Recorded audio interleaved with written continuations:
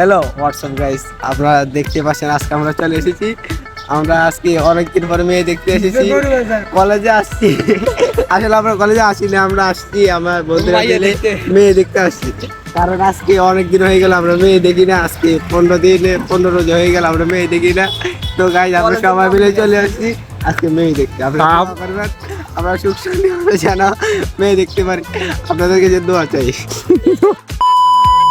Hello guys, দেখতে পাচ্ছেন আমাদের সাথে যাকে আপনি একটু আগে উনি বলেছিলেন উনি মেয়ে দেখতে যাবে, এবং উনি মেয়ে দেখে উনি বাড়ির দিকে চলে যাচ্ছে।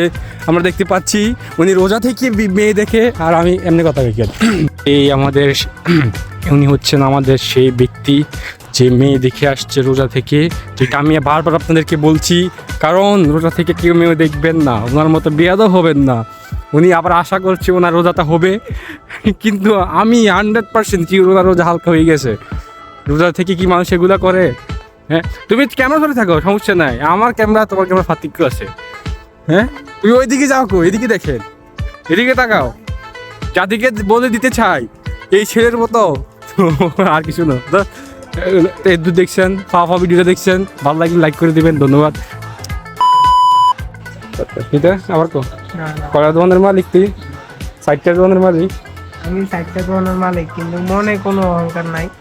মনে অহংকার নাই? আমি চিন্তা করলে এই দোকানটা কিনে নিতে পারি, চিন্তার না। কারণ তোমার কিনে দেবো আমার এই দোকানের একটা লাইটে তো কিনতে কিনে দিই। আমার টাকার মূল্য আছে, আমি এগুলা কিনি। এই সিরাখানটা কিনতে পারবি না।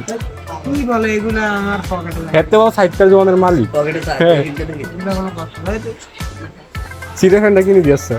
পুরো এগুলো এইসব আমি এইসব তো মার্কেট দেখি খানটা কিন। আমি কুমিল্লা চেলর তো মার্কেট করি। কাকিতে গিয়ে কুমিল্লা গিয়ে কুমিল্লা চেলর তো মার্কেট করি আমি। এগুলা এটা কি দেবে? এটা কি দে?